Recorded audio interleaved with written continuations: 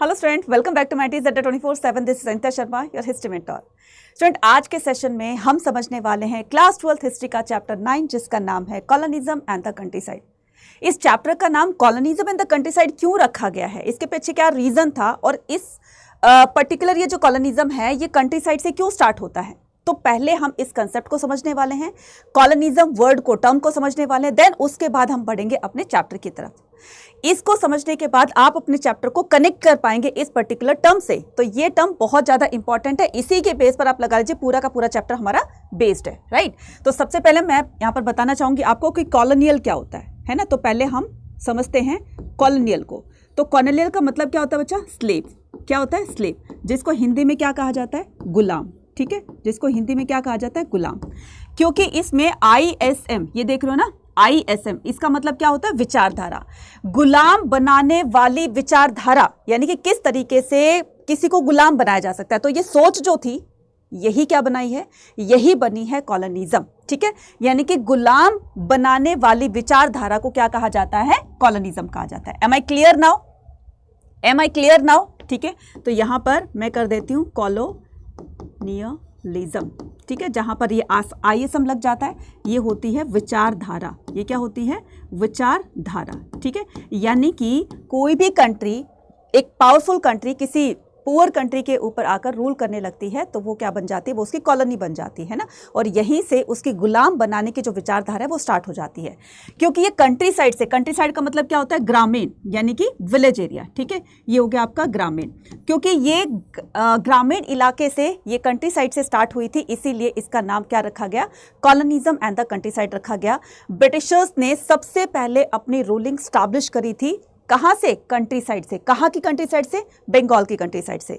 तो ये चैप्टर आपको, ये कंसेप्ट आपको क्लियर हो गया। अब हम क्या करते हैं? अपने चैप्टर की तरफ बढ़ते हैं। तो colonialism and the country side की, जब एक पावरफुल कंट्री किसी दूसरी कंट्री के ऊपर आकर रूल करने लगती है, उनके रिसोर्सेज को यूज करके और अपना प्रॉफिट गेन करने लगती है, उसको अपनी कॉलोनी बना लेती है, तो उसको कहा जाता है कॉलोनिज्म। ठीक है, क्योंकि ये कंट्री साइड से स्टार्ट हुआ था, इसीलिए इसका नाम colonialism and the country side रख दिया है। क्लियर हो गया? अब चलते हैं अपने चैप्टर की तरफ। लेकिन चैप्टर स्टार्ट करने से पहले अनीता मैम की तरफ से कोई मोटिवेशन कोट ना है, ये तो हो नहीं सकता है। तो आज का मोटिवेशन कोट क्या कहता है? आज का मोटिवेशन कोट कहता है कि माना कि मंजिल मेरे कदमों से बहुत दूर है, माना कि मंजिल मेरे कदमों से बहुत दूर है, लेकिन यकीन है कि कदम मेरे साथ है।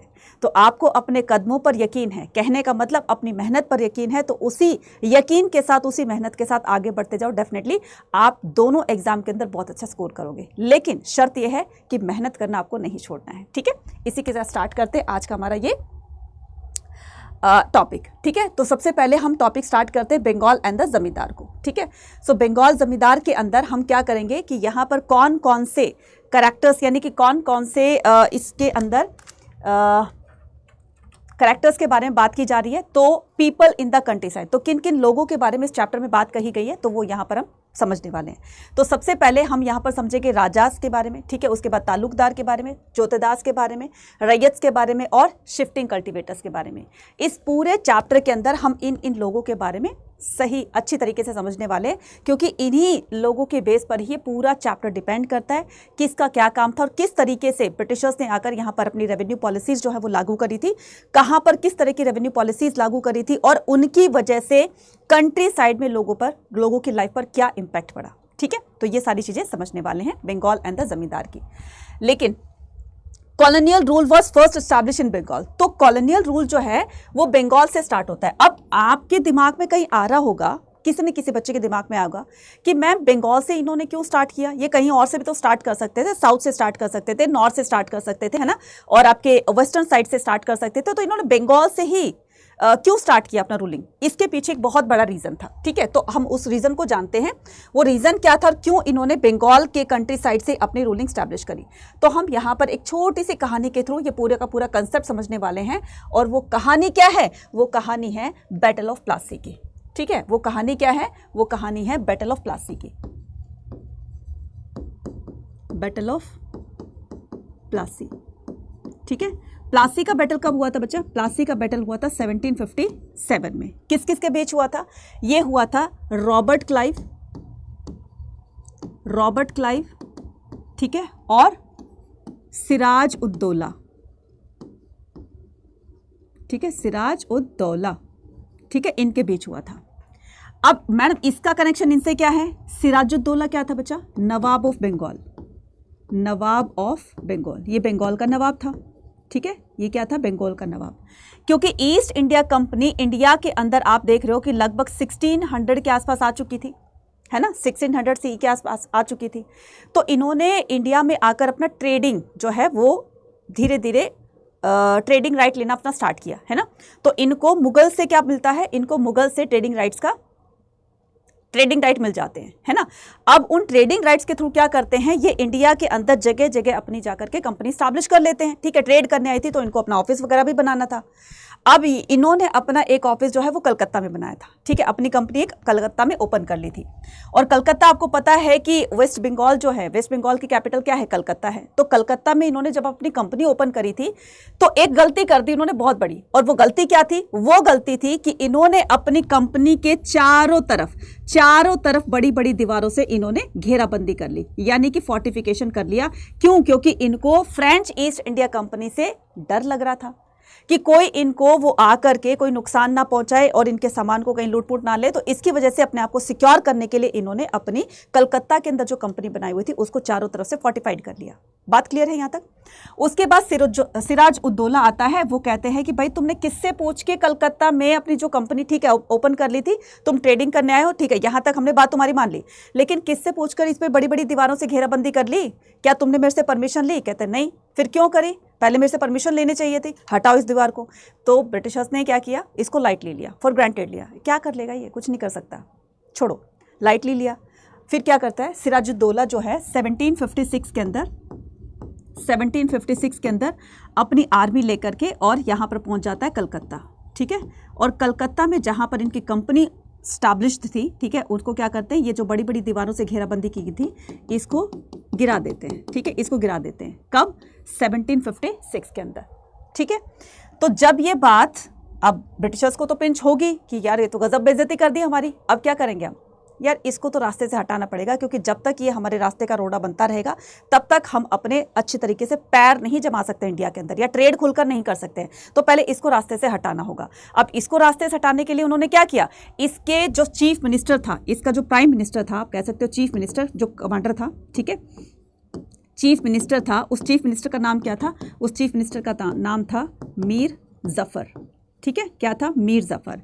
इस मीर जफर को ईस्ट इंडिया कंपनी ने अपने साथ मिला लिया, ठीक है, और उसको बोला देखो हम तुम्हें ना बंगाल का नवाब बना देंगे, बदले में तुम ये सारे के सारे सीक्रेट्स जो इसके सिराजुद्दौला के हैं वो हमें बताते रहो, ठीक है, और किस तरीके से ये जो है वो काम करता है, किस तरीके से ये योजनाएं बनाता है, वो सारे के सारे सीक्रेट्स हमें बताते रहो, हम तुम्हें बंगाल का नवाब बना देंगे जब हम एक बार सिराजुद्दौला को अपने रास्ते से हटा देंगे, बैटल में डिफीट कर देंगे। बैटल की अभी योजना बना रहे थे, ठीक है।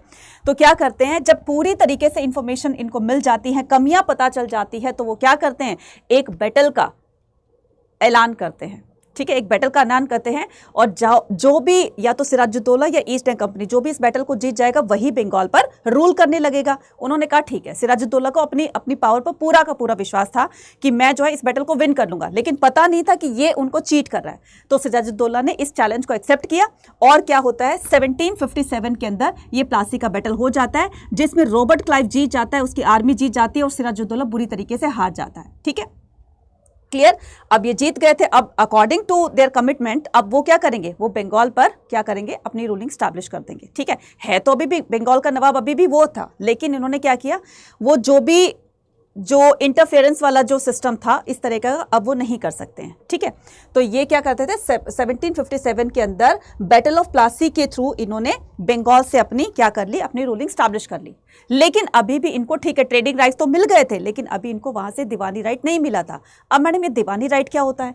दीवानी राइट होता है कि पर्टिकुलर जिस एरिया के अंदर उन्होंने अपनी रूलिंग स्टैब्लिश करी थी वहां से ये लोगों से रेवेन्यू नहीं वसूल कर सकते हैं, किसी तरह के रिसोर्सेज को यूज नहीं कर सकते। अब इसके लिए परमिशन लेनी पड़ेगी, तो फिर से परमिशन लेने के लिए फिर से सिराजुद्दौला के पास जाना पड़ेगा। तो इन्होंने क्या किया, हम एक और बैटल करते हैं, उससे क्या होगा, जो भी इस बैटल को विन कर जाएगा उसको दीवानी राइट मिल जाएंगे। तो 1764 के अंदर बक्सर का बैटल होता है, ठीक है, बक्सर का बैटल होता है। तो इस बक्सर के बैटल में, ठीक है, इस बक्सर के बैटल में एक तरफ क्या था, रॉबर्ट क्लाइव की सेना थी, यानी कि ईस्ट इंडिया कंपनी थी, ठीक है, और दूसरी तरफ 3 बड़े बड़े वो थे, आपके कह सकते हो बड़े बड़े रूलर्स थे, है ना, इनकी आर्मी थी। तो कौन कौन थे, सिराज, ठीक है, सिराज, और आपके मुगल्स हो जाएंगे, ठीक है, मुगल हो जाएगा, और अवध हो जाएगा, ठीक है, बंगाल हो जाएगा, ठीक है, अवध। इन तीनों की आर्मी एक तरफ, ठीक है, इन तीनों की आर्मी एक तरफ, और ईस्ट इंडिया कंपनी की आर्मी एक तरफ। अब इसमें क्या होता है, फिर से ये ईस्ट इंडिया कंपनी जीत जाती है और ये तीनों हार जाते हैं। सोचो जरा, इन तीनों के हार जाने से इन तीनों का एरिया भी तो इनका हो जाएगा। कितनी बड़ी जीत हासिल करी थी इन्होंने बक्सर के बैटल के साथ ही। अब 1764 में बक्सर का बैटल जब हो गया था तो इनको 1765 के अंदर दीवानी राइट मिल जाती है। क्या मिल जाती है बच्चा, दीवानी राइट मिल जाता है। दीवानी राइट क्या होता है, रेवेन्यू कलेक्शन का, ठीक है, रेवेन्यू कलेक्शन का क्या मिल जाता है, इनको राइट मिल जाता है, ठीक है, रेवेन्यू कलेक्शन का राइट मिल जाता है। यहाँ तक की कहानी समझ में आ गई, कोई दिक्कत परेशानी नहीं है। चलिए, तो अब क्या करते हैं, अब इनको दीवानी राइट मिल जाती है। लेकिन 1756 के अंदर ही इन्होंने एक और चीज़ की थी, क्या, थोड़ा सा, हालांकि ये आपके एनसीईआरटी में नहीं दिया और ना ही आपसे पूछा जाएगा, बट थोड़ा सा बताती हूँ। 1756 के अंदर ही वो ब्लैक होल ट्रेजेडी हुई थी, है ना, जिसमें सिराजुद्दौला ने करीब करीब 106, ठीक है, ब्लैक होल, ठीक है, तो इसमें सिराजुद्दौला ने करीब करीब 146 ब्रिटिशर्स को, 146 ब्रिटिशर्स को, यानी कि अंग्रेजों को, ठीक है, एक बड़े से फोर्ट में, किले में, रूम में बंद करके और मार दिया था। जैसे उसने किया था, किसने, जर्मनी का वो था ना, हिटलर था, जो गैस चैम्बर में सभी लोगों को मार दिया करता था, पॉइजन गैस रिलीज कर दिया करता था, तो उसमें मारे। इसी तरीके से, तो इसी बात का बदला लेने के लिए वो क्या करते हैं, तो कहीं ना कहीं सिराजुद्दौला को उनको रास्ते से हटाना था और इस तरीके से वो रास्ते से हट गए, ठीक है। अब यहाँ पर इनको दीवानी राइट भी मिल गया था। तो जैसे ये 1757 में प्लासी का बैटल ये विन कर जाते हैं, तो यहाँ इनकी जगह, सिराजुद्दौला की जगह पर कौन आ जाता है, मीर जाफर, वहाँ का बंगाल का नवाब बन जाता है। लेकिन मीर जाफर को बंगाल का नवाब बना तो दिया गया था, लेकिन अभी इनको अपने आप काम करने की परमिशन नहीं दी गई थी। पूरी तरीके से ये डिपेंड था किस पर, ईस्ट इंडिया कंपनी पर। खुलकर ये काम नहीं कर सकता था। तो इसको थोड़ा सा दुख भी होता है कि यार देखो, एक तो मैंने अपने राजा के साथ चीटिंग करी, ऊपर से ये मेरे को खुलकर काम भी नहीं करने, तो मैं राजा किस बात का, जब मुझे इन्हीं के अंडर में क्या करना है, इन्हीं के अंडर में मुझे इस तरह का कोई काम करना है। तो फिर ये क्या करता है, फिर इनकी डेथ के बाद जो है फिर वो आ जाता है, मीर कासिम आ जाता है। देन उसके बाद फिर ये सिलसिला चलता रहता है, ठीक है। यहाँ तक समझ में आ गई। तो ये थोड़ा सा बेसिक सी इन्फॉर्मेशन थी जो मुझे लगता है आपको पता होनी चाहिए, ठीक है। अब यहाँ पर हम बंगाल जमींदार के बाद हम क्या करते हैं, यहाँ पर अब स्टार्ट करते हैं अपना ये टॉपिक, बंगाल एंड द जमींदार। Colonial rules was established in the, समझ में आ गया बंगाल से क्यों स्टार्ट किया था। In Bengal East India Company try to reorder the rural society and establish the land right. अब इन्होंने दीवानी राइट तो इनको मिल गया था, अब दीवानी राइट कैसे ये लोगों से रेवेन्यू कलेक्ट करेंगे, क्योंकि इनको तो कोई आइडिया नहीं था। इंडिया में आए थे नए नए, इंडिया में किसी को जानते भी नहीं थे। तो इन्होंने क्या किया, जमींदार को अपना मीडिएटर बनाया, है ना। ताल्लुकदार होते हैं, ताल्लुकदार कौन होते हैं, कनेक्टर्स होते हैं, ठीक है। तो जमींदार को अपना वो बनाया, अपना मीडिएटर बनाया कि ये पीजन से अपना रेवेन्यू कलेक्ट करके और हमें देगा, ठीक है। तो इस तरीके से क्या करते हैं, जमींदार को अपना मीडिएटर बनाते हैं। Establish the new land rights and the new revenue system. अब ये बंगाल में आकर नया रेवेन्यू सिस्टम लागू करते हैं। कौन सा रेवेन्यू सिस्टम, कि जमींदार को बोला गया था कि तुम्हें रेवेन्यू कलेक्ट करके और हमें देना है, ठीक है। परमानेंट सेटलमेंट जिसको कहा जाता है, अभी पूरा का पूरा बताऊंगी। ये परमानेंट सेटलमेंट को जब इन्होंने लागू किया, अभी परमानेंट सेटलमेंट लागू नहीं किया है, ये तो बाद की बात है, लेकिन एक तरह का कॉन्ट्रैक्ट दे दिया था वहां के जमींदार को कि तुम्हें हमें क्या करना है, रेवेन्यू कलेक्ट करके देना है। तो जमींदार कभी कभी जानबूझकर इनको रेवेन्यू नहीं देता था, कभी कभी ऐसा भी होता था कि नेचुरली ही फार्मर्स इनको रेवेन्यू नहीं देते थे। क्यों नहीं देते थे, कभी कभी बैड हार्वेस्टिंग हो जाती थी, ओले पड़ गए, है ना, हेलस्टॉर्म आ गया या फिर सूखा पड़ गया, किसी न किसी वजह से रेवेन्यू इनको पे नहीं कर पाते थे फार्मर्स। अब जब रेवेन्यू इनको नहीं मिलेगा तो ये आगे कैसे ट्रांसफर करेंगे। तो अब ब्रिटिशर्स ने क्या कहा था, जब इनको मीडिएटर बनाने से पहले इनको बोला गया था कि देखो, एक तरफ ईस्ट इंडिया कंपनी है तो दूसरी तरफ क्या है, दूसरी तरफ पीजेंट है, और बीच में कौन है, ये जमींदार है। तो जमींदार इनसे रेवेन्यू लेकर के इनको देगा। तो जब जमींदार अपना ठीक से काम नहीं करेगा तो तुम्हारी प्रॉपर्टी को हम ऑक्शन में डाल देंगे, नीलाम कर देंगे। उससे जो पैसा आएगा उससे हम अपना नुकसान की भरपाई करेंगे और जितना बचेगा पैसा वो तुम्हें दे देंगे, ठीक है। तो ये उस डील के अंदर जब इसको असाइन किया गया था, ये सारी की सारी डीलिंग तब हो गई थी, राइट। तो इसी चक्कर में क्या होता है, बुर्दवान के राजा की जो प्रॉपर्टी थी उसको ऑक्शन में डाला जाता है।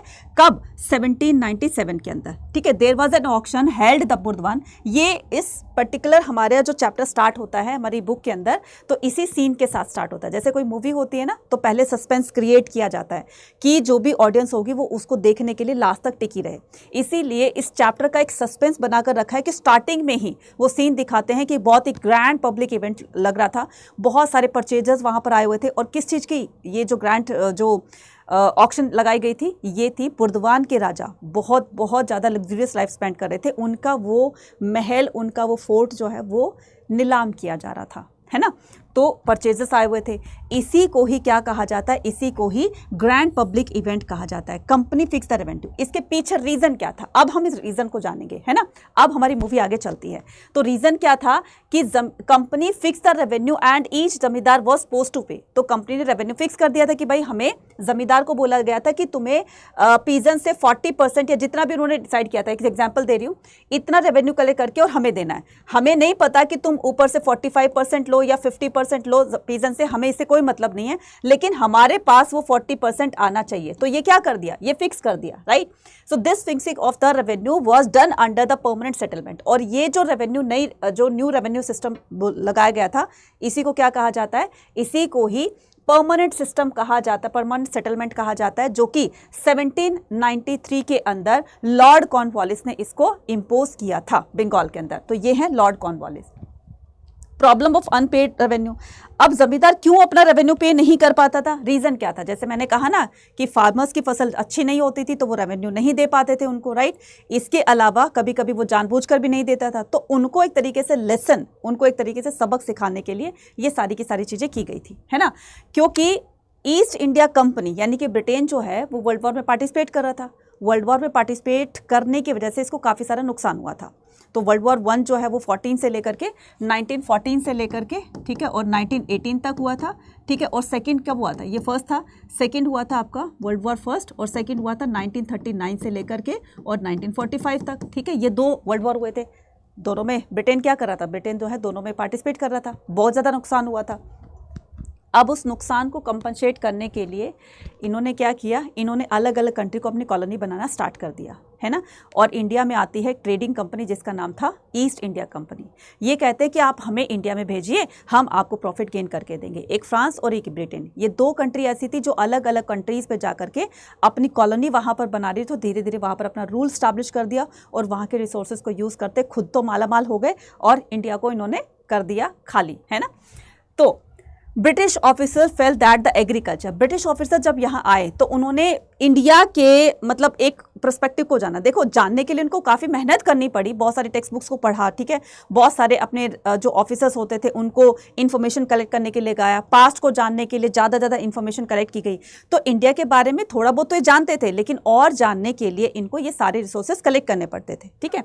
अब हम यहाँ पर क्या करेंगे कि इंडिया में उन्होंने देखा, या जो भी इनको पता चला कि इंडिया में सबसे ज़्यादा जो किसी चीज़ पर लोग काम करते हैं वो है एग्रीकल्चर। तो एग्रीकल्चर से ही हम अपना प्रॉफिट गेन कर सकते हैं, अपना मुनाफा कमा सकते हैं। तो ट्रेड एंड रेवेन्यू, इस एग्रीकल्चर से ही ट्रेड बढ़ेगा, ट्रेड से ही हमारे पास क्या आ जाएगा? रेवेन्यू आ जाएगा।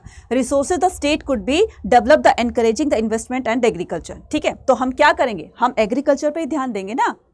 हमारी गवर्नमेंट को सबसे ज़्यादा जिस चीज़ से फ़ायदा होगा उसी पर तो ज़्यादा ध्यान देगी, उस पर क्यों देगी जिससे फ़ायदा ही नहीं हो रहा है। तो ईस्ट इंडिया कंपनी ने भी धीरे धीरे एग्रीकल्चर पर अपना एक तरीके से फोकस करना स्टार्ट किया, ठीक है। Now this could be done by securing the right property and permanent fixing the rate revenue demand. ये तभी पॉसिबल हो सकता था जब हम एक तरीके से उसको फिक्स कर देंगे, रेवेन्यू को फिक्स कर देंगे, तभी हम प्रॉफिट गेन कर सकते हैं।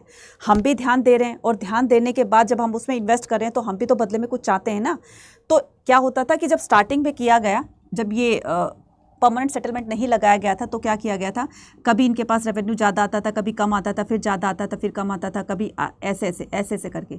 तो भाई हमें ये फ्लक्चुएशंस नहीं चाहिए, हमें ये अप डाउन्स नहीं चाहिए, हमें एक सीधे फ्लो के अंदर, रेगुलर फ्लो के अंदर हमें अपना रेवेन्यू चाहिए। जैसे एक सैलरी बेस्ड कौन होता है? पर्सन होता है। एक होता है आपका वेजेस बेसिस, है ना।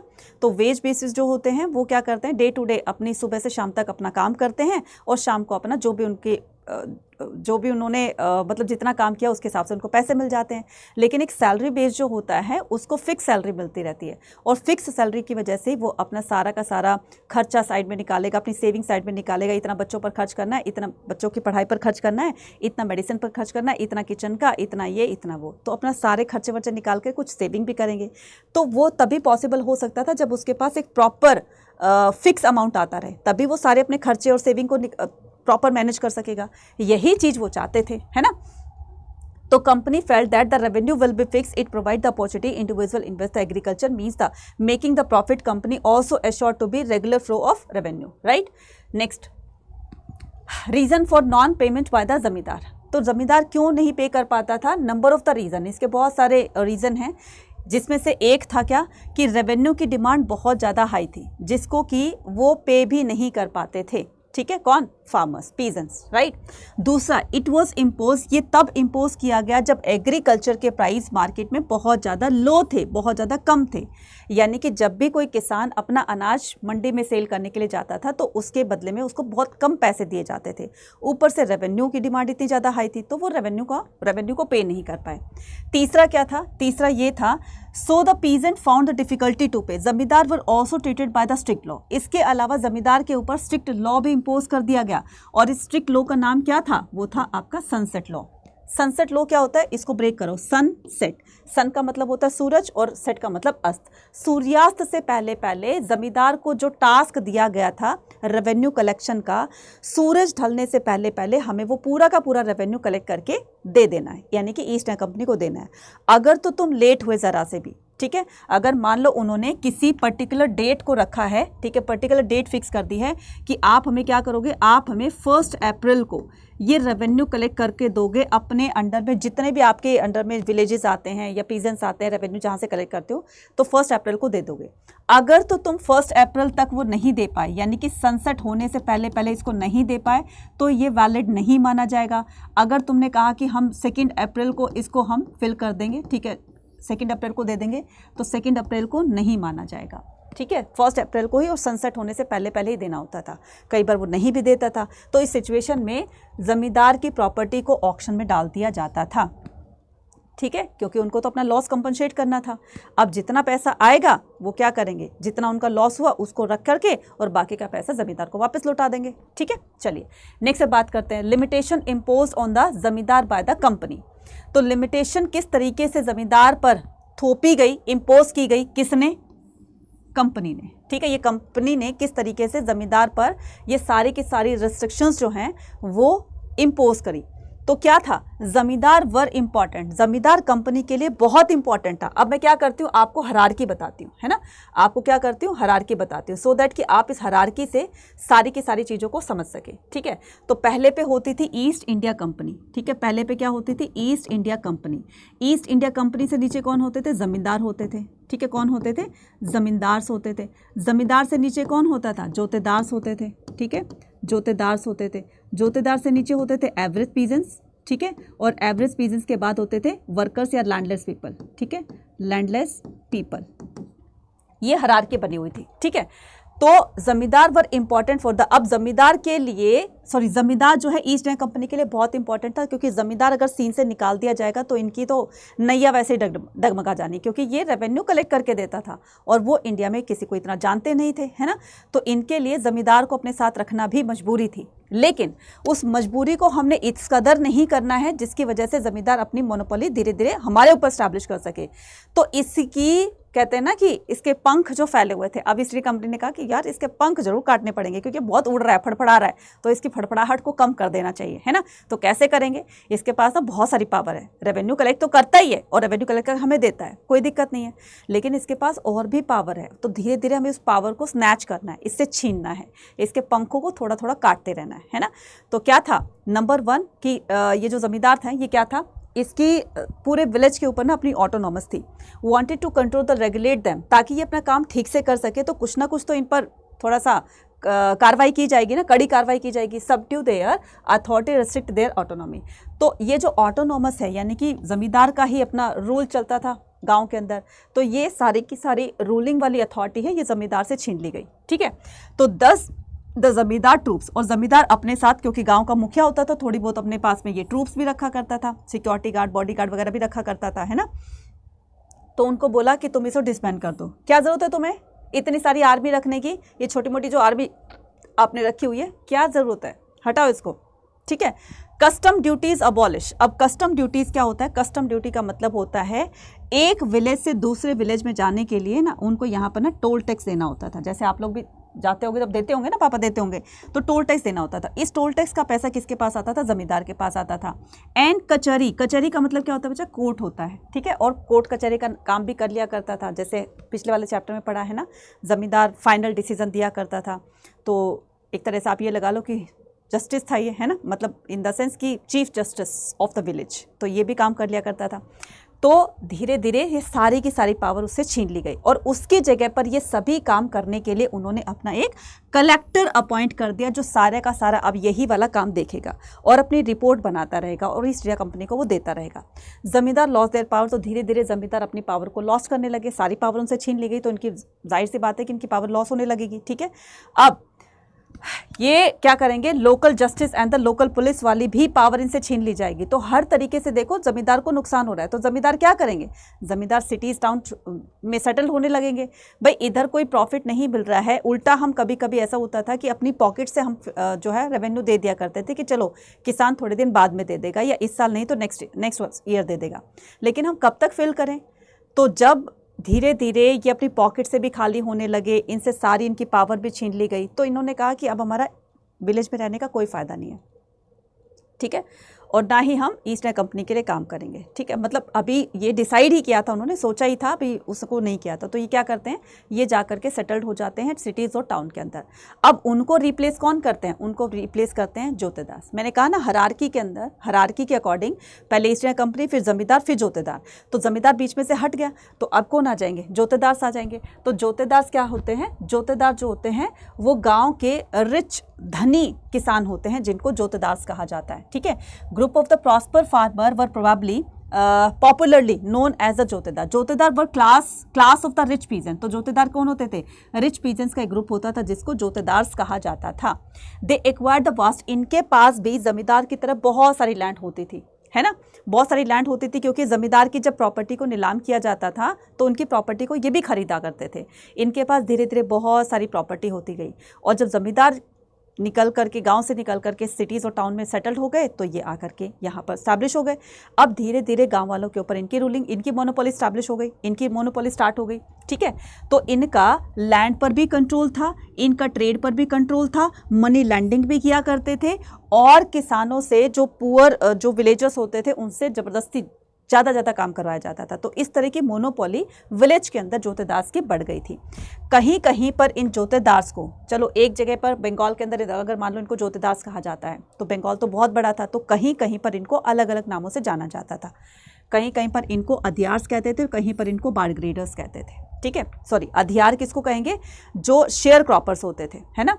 और जोतेदार्स को क्या कहा जाता था, जोतेदार्स को मंडल और गंतीदार, ठीक है, मंडल और गंतीदार, ठीक है। अब मैडम ये शेयर क्रॉपर्स क्या होते हैं, जैसे जोतेदार्स के पास बहुत सारी लैंड थी, तो उस लैंड पर ना, लैंड मेरी और मैंने क्या किया, किसी को खेती वेती करने के लिए उसको लीज पर दे दिया, तो जो लोग उसमें खेती करेंगे और जितना प्रोडक्शन आएगा वो आपस में हमारे उसके बीच में वो बट जाएगा। तो जो शेयर क्रॉपर्स होते थे उनको क्या कहा जाता था, अधियार और बारग्रेडर्स कहा जाता था। और इनको जोतेदार्स को कहीं कहीं पर मंडल और गंतीदार कहा जाता था, और कहीं कहीं पर इनको हौलदार भी कहा जाता था। हौलदार, गंतीदार और मंडल, ये तीनों आएंगे, ठीक है, हौलदार्स।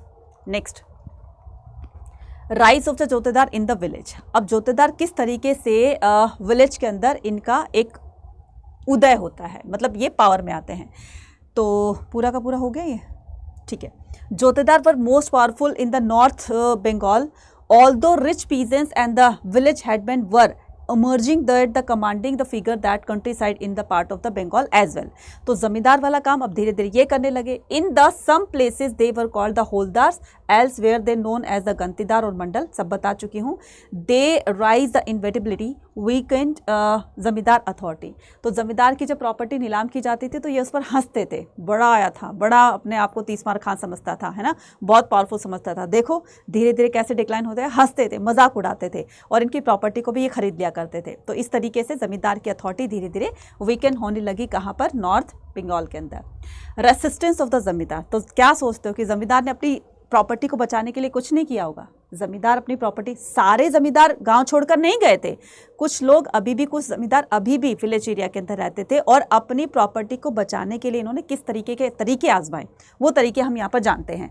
Prevalent of the weakened authority, zamindar took the serious step like the fictitious sale, तो अपनी प्रॉपर्टी को बचाने के लिए जमींदार ने बहुत सीरियस स्टेप्स का जो है मतलब एक तरीके से सीरियस स्टेप्स की हेल्प ली। ठीक है, वो सीरियस स्टेप्स क्या थे?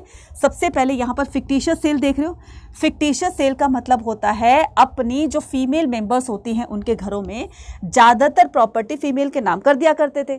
अब ब्रिटिशर्स ने एक रूल बनाया हुआ था कि जो भी प्रॉपर्टी फीमेल के नाम होगी उसको ऑक्शन में नहीं डाला जाएगा।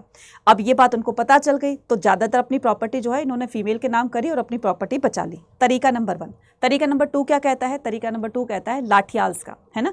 लाठियाल्स कौन होते हैं? जिनके हाथ में बड़े बड़े डंडे होते हैं, है ना। तो जमींदार के पास ये होते थे, तो इनको बोला गया था कि जो भी आउटसाइडर मेरी प्रॉपर्टी को खरीदने के लिए आएंगे तो तुम ये लो डंडे और उनकी मार मार के ना धुनाई कर देना, है ना। तो बेचारे आते थे, उनकी आउटसाइडर आते थे उनकी ज़मीन को खरीदने के लिए और बड़े बाबूजी बनकर आते थे और अपना धोती कुर्ता टोपी वोपी पहन के, हाँ भाई चलो भाई, ऐसे ऐसे करके आते थे। और फिर क्या करते थे? आते जैसे ही वो विलेज के एंट्रेंस गेट पर पहुँचते हैं ना, तो वहाँ पर लाठियाल खड़े होते थे जमींदार के, तो उनके डंडे मार मार के बेचारों के हाथ पैर तोड़ दिया करते थे। बेचारे चले जाते थे, क्या करें, है ना, लगड़ाते लगड़ाते चले जाया करते थे इस तरीके से। तो मैनिपुलेटिंग द ऑक्शंस, तो इस तरीके से तीसरा, 2 तरीके हो गए, तीसरा क्या होता था? तीसरा मैनिपुलेटिंग द ऑक्शन, कहने का मतलब जो ऑक्शन लगाई जाती थी जहाँ पर ये पूरी की पूरी नीलामी वाला जो पूरा का पूरा एरिया मतलब वेन्यू था, यहाँ पर अपने ही लोगों को क्या करते थे? यहाँ पर बिठा दिया करता था। ठीक है, उनके रिश्तेदार होते, रिलेटिव्स होते थे, फ्रेंड्स होते थे, उनके जानने वाले होते थे, है ना। जानबूझकर, कभी भाड़े के लोगों को भी बुला लिया, तो जानबूझकर इनको यहाँ पर बिठा दिया करता था कि जब मेरी प्रॉपर्टी ऑक्शन में डाली जाएगी, ऑक्शन मतलब उसको नीलाम किया जाएगा, तो तुम्हें उसको खरीदना है। ठीक है, और ज़्यादा ऊंची बोली नहीं लगानी है, ठीक है, क्योंकि अल्टीमेटली वो आनी तो मेरे पास ही है। तो ये सारे के सारे मतलब मोस्ट 90% उन्हीं के ही आदमी होते थे। तो किसी ने कहा कि मैं इस प्रॉपर्टी के क्या कर रहा हूँ, मैं 1 लाख, उस टाइम 1 लाख बहुत होते थे, या 2 लाख या 50 लाख या जो भी होता, ठीक है, इतने रुपए दे रहा हूँ। फिर दूसरा भी इसी का ही होता, तो वो कहता है कि मैं 50 लाख 1,000 दे रहा हूँ। तीसरा होता था मैं 50 लाख मैं 5,000 दे रहा हूँ। इस तरीके से ये लोग इन्हीं के होते थे। चलो डन डना डन हो गई, मान लो 50 लाख 5,000 पे ये तय हो गई। ठीक है, अब ये प्रॉपर्टी इसके पास चली जाएगी, तो ब्रिटिशर्स ने जितना इनका लॉस हुआ था उतना रख करके वापस सारा पैसा इसको दे दिया, जमींदार को दे दिया। ठीक है, अब जमींदार के पास प्रॉपर्टी भी आ गई, पैसा भी आ गया और उसकी जो है वो इमेज भी बनी रही। तो इस तरीके से बहुत सारे आइडियाज़ लगा करके उसने अपनी प्रॉपर्टी को बचा लिया। ठीक है, और कई बार ऐसे होता था कि लोगों को धमका कर, है ना, क्योंकि वो गांव का मुखिया होता था, लोगों को थ्रेट करके, जानबूझ करके वो कभी कभी तो ये रेवेन्यू नहीं दिया करता था। तो इस तरीके से उसने अपनी प्रॉपर्टी को बचाने के लिए काफ़ी सारे तरीके आजमाए। ठीक है, next account of the Buchanan की बात करते हैं। ठीक है, अब यहाँ पर हम ये बुकानन कौन है, बुकानन के बारे में थोड़ा सा हम यहाँ पर जान लेते हैं कि बुकानन कौन था। Buchanan, Francis Buchanan, detail survey of the areas under the jurisdiction. अब ये सब सारी चीज़ें हो रही थी, है ना। तो 1793 के अंदर पूरा का पूरा क्या हो रहा था, परमानेंट सेटलमेंट को लागू कर दिया गया था। अब परमानेंट सेटलमेंट के लागू होने के बाद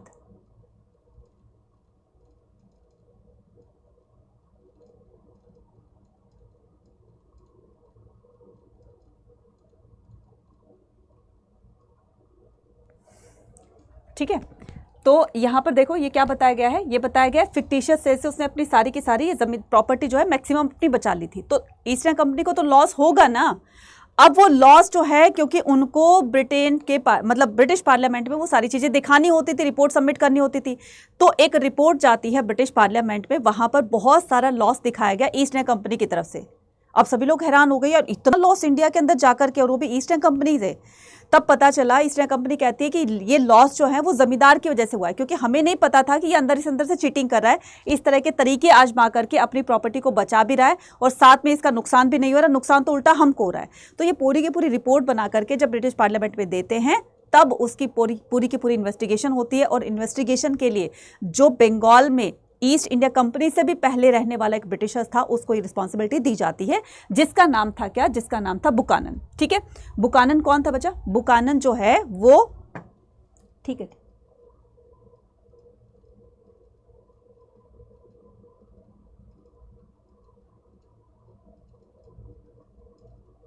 ठीक है, बुकानन कौन था? बुकानन एक फिजिशियन भी था। ठीक है, बुकानन, पहले थोड़ा सा हम बुकानन के बारे में जान लेते हैं।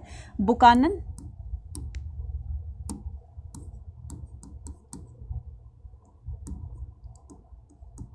फिजिशियन, ठीक है, फिजिशियन डॉक्टर भी हो सकता है। ठीक है, फिजिशियन डॉक्टर को भी कहते हैं ना। ठीक है, एक ये डॉक्टर था। ठीक है, और क्या था? ये एक सर्वेयर भी था। ठीक है, ये क्या था? एक सर्वेयर भी था।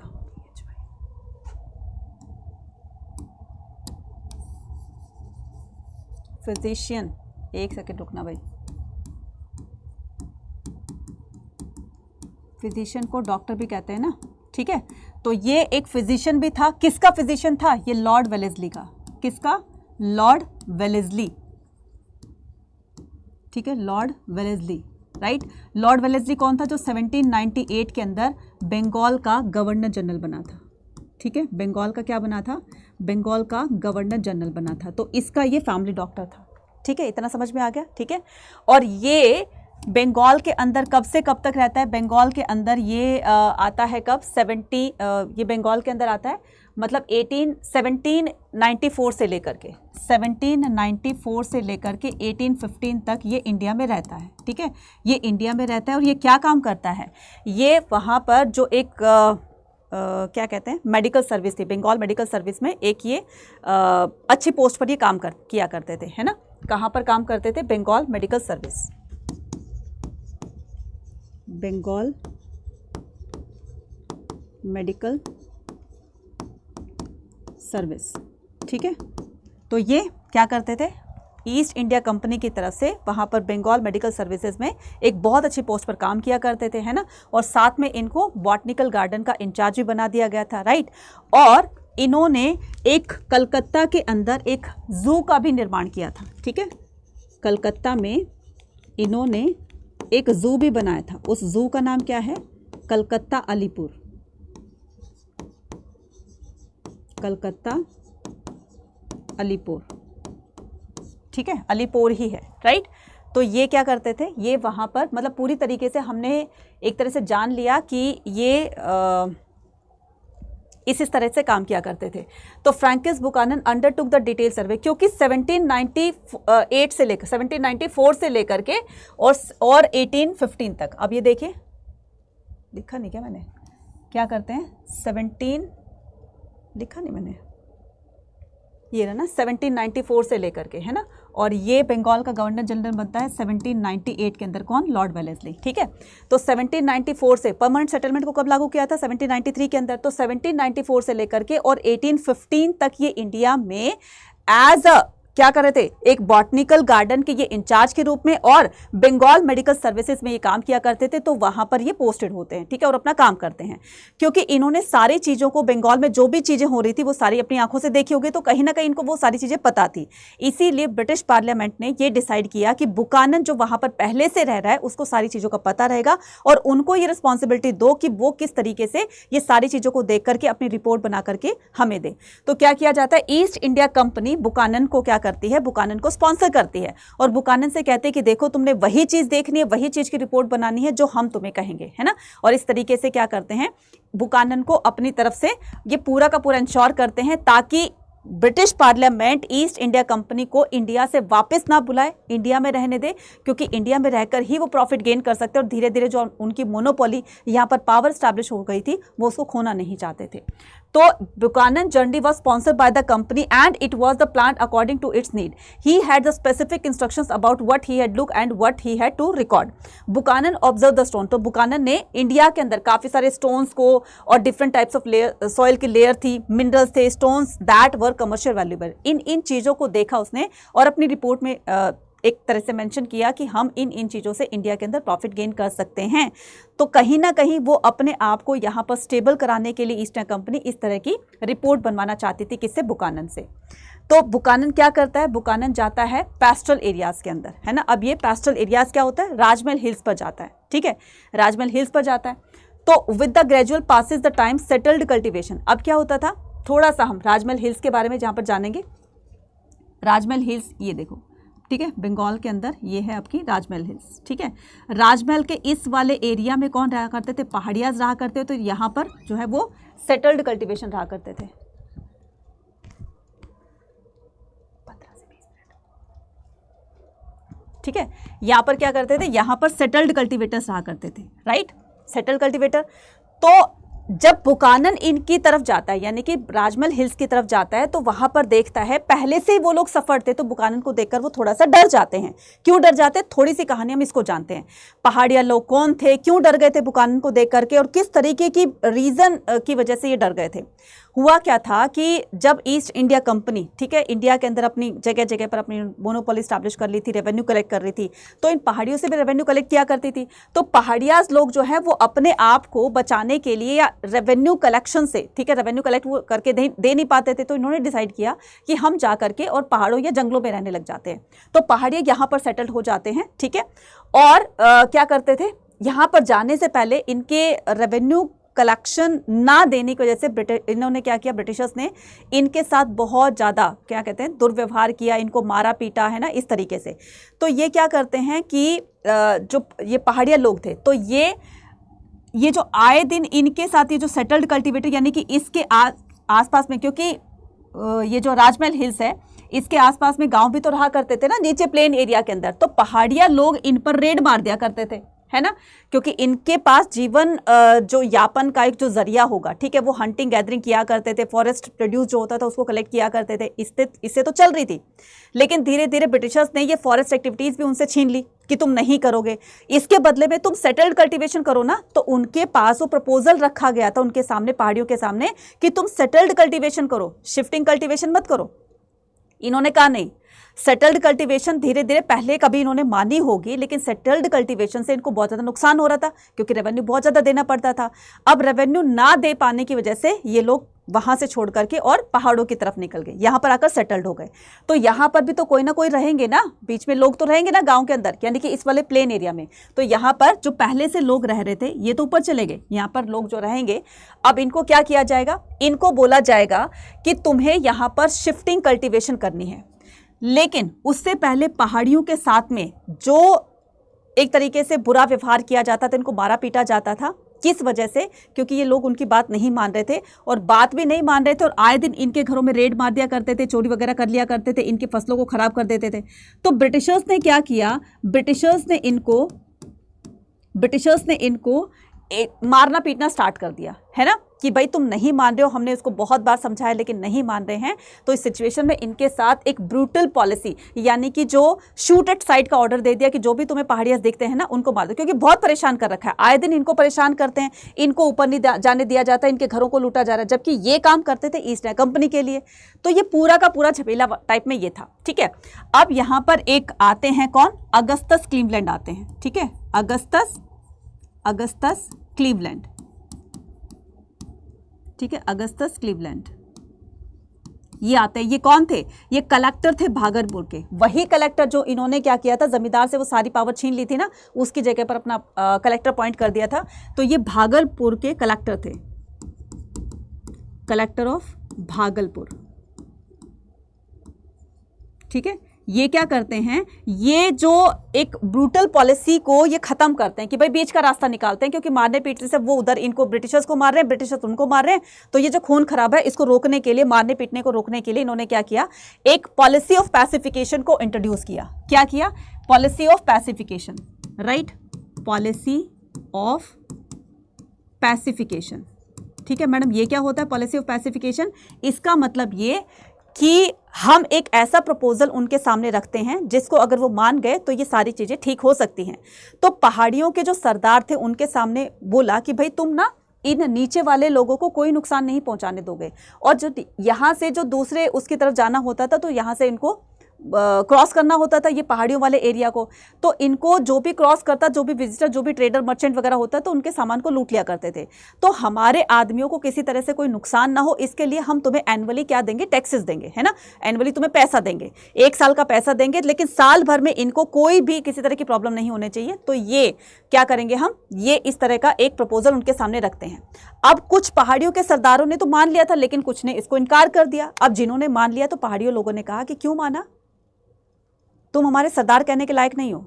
तो फिर वो क्या करते हैं, अपनी उस सरदार जो उनके थे, मतलब जो उनके हेड थे, उनके भी अगेंस्ट हो जाते हैं, और फिर क्या करते हैं, फिर ये बाद में वहां पर और ऊपर के जाके शिफ्ट हो जाते हैं। तो ये पॉलिसी ऑफ पैसिफिकेशन कब स्टार्ट की गई थी, ये की गई थी 1780s के अंदर। और ये जो ब्रूटल पॉलिसी थी जिसमें इनको पहाड़ियों को मारा जा रहा था, तो वो किया था 1770s के अंदर, ठीक है, 1770s के अंदर। ब्रूटल का मतलब होता है निर्दयता से मारना, है ना, ब्रूटल पॉलिसी, ठीक है, ब्रूटल पॉलिसी, ये 1770s में, और ये हो गया था आपका पॉलिसी ऑफ पैसिफिकेशन 1780s में, जिसको लागू किया था किसने, अगस्टस क्लेमेंट, जो कि कलेक्टर थे किसके, भागलपुर के। With the gradual passage of the time settled cultivation expand and reach the area shifting cultivation, ठीक है, फिर धीरे धीरे यहाँ पर ये जो शिफ्टिंग कल्टीवेशन करने वाले लोग हैं तो धीरे धीरे इनका एरिया बढ़ने लग जाएगा, धीरे धीरे एरिया इनका बढ़ने लग जाएगा। अब ये क्योंकि ये पहाड़ियों के एरिया को टच करने लग गए थे, पहाड़ियों के एरिया को भी धीरे धीरे ये कवर करने लग गए थे, तो पहाड़ियों को गुस्सा आएगा कि नहीं आएगा, क्योंकि इन्होंने अपनी सेटलमेंट यहां पर की हुई थी, अब इनको थोड़ा सा और ऊपर जाने पड़ा, तो और ऊपर जाएंगे तो सारी चीजें दोबारा से इनको मैनेज करनी पड़ेगी। तो ये क्या करते थे, इनको किसी न किसी तरीके से इनको परेशान करना है। यही परेशानी, यही झगड़ा जो था वो कहलाता है क्या, वो कहलाता है हो एंड प्लो। वो क्या कहलाता है, हो एंड प्लो।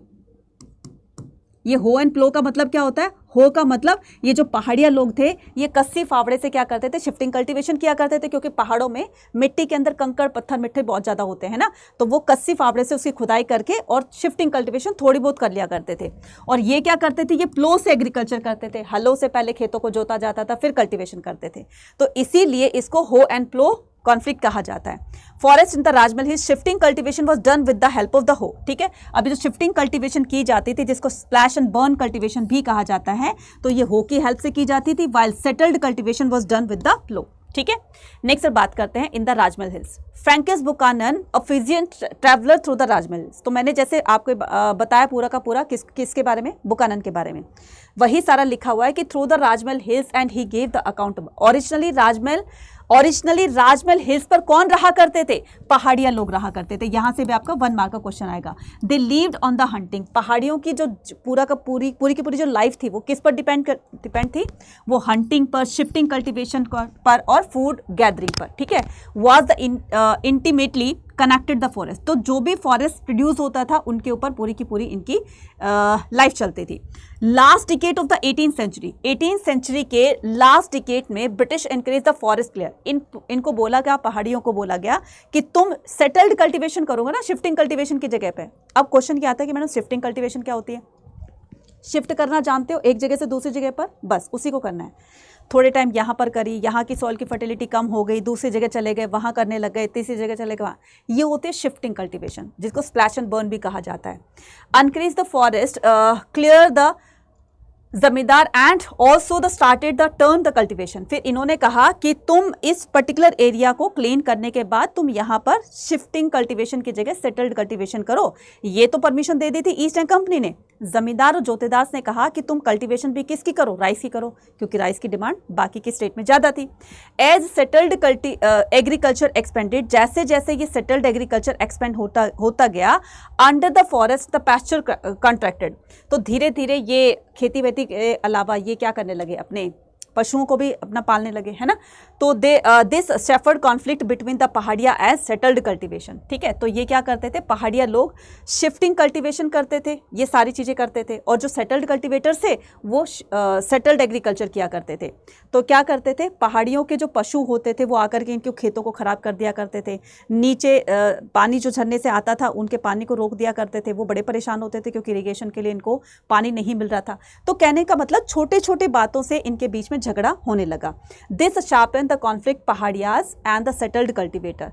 1780s के अंदर सांथाल आते हैं, इस कौन से, कहाँ पर, सेटल्ड कल्टीवेशन यहाँ पर। तो यहाँ पर एक और लोगों की एंट्री होती है जिनको कहा गया है सांथाल। कब आते हैं, 1780s में आते हैं around. They clear the forest and plough land. इन्होंने भी सेम वैसे ही किया कि ये आते हैं और यहाँ पर लैंड को प्लो करते हैं, लेकिन उससे पहले ये उसको क्लीन करते हैं, ठीक है, फॉरेस्ट्री एरिया को क्लीन करते हैं। सांथाल्स बिकम द आइडियल सेटलर्स। अब सांथाल क्योंकि ब्रिटिशर्स के मुताबिक काम कर रहे थे, कल्टीवेशन कर रहे थे, जैसे वो कहते थे उनकी बात मानते थे, तो ये उनके लिए आइडियल सेटलर्स बन जाते हैं। जमींदार and the Britishers after having the failed subdue the, तो जमींदार और ब्रिटिशर जब पहाड़ियों को समझाने में फेल हो गए and transfer to the into the settled cultivators, फिर ये प्रपोजल सेटल्ड कल्टीवेटर्स के सामने रखा गया। सेटल्ड कल्टीवेटर्स ने यानी कि सांथाल्स ने इसको मान लिया, ठीक है। तो Santhals appear to be the ideal settle, clear the forest and plough the land. तो इन्होंने क्या किया, इन्होंने सांथाल्स ने उस लैंड को क्लियर किया, फॉरेस्ट्री लैंड को, और वहां पर प्लो करके अपनी खेती वेती करना स्टार्ट कर दिया।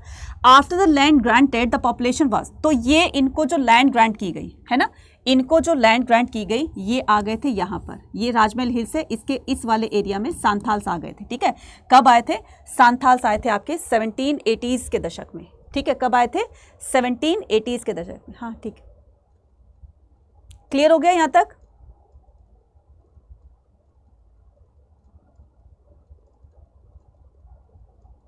ठीक है, 1780s में आ गए थे। देन उसके बाद क्या करते हैं, धीरे धीरे ये सेटल्ड कल्टीवेशन अपना करने लगते हैं। तो जैसे जैसे इनके सेटल्ड कल्टीवेशन वाला एरिया जो बढ़ता चला जाएगा, तो इनकी पॉपुलेशन भी धीरे धीरे बहुत ज़्यादा इंक्रीज होने लगेगी।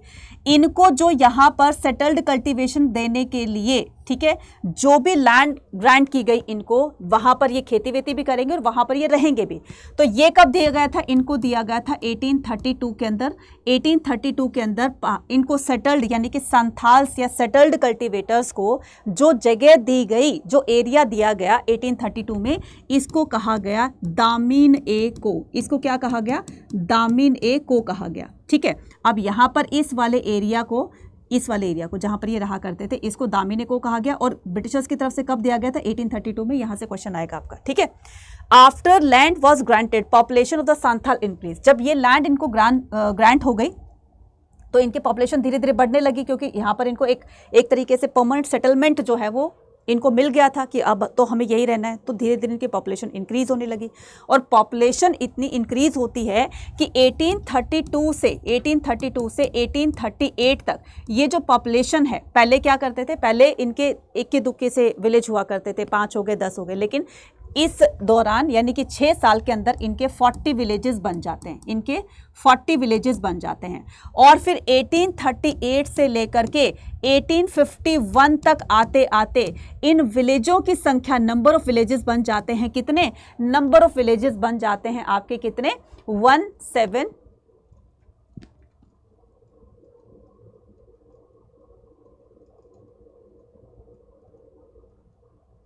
ये यहाँ पे ठीक,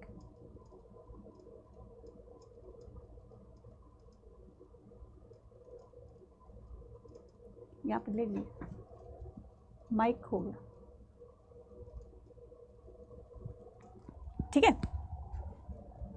हाँ जी हाँ जी, ठीक है। तो ये हो जाते हैं 1473, ठीक है, 1473, इतने सारे विलेजेस बन जाते हैं। तो पॉपुलेशन इंक्रीज होगी तो बच्चा ये सारे रिसोर्सेज भी तो कम पड़ेंगे ना, खाने की कमी पड़ेगी, लैंड की कमी पड़ेगी, घरों की कमी पड़ेगी, खेतों की कमी पड़ेगी, अब सारी चीज़ों की कमी होने लगेगी।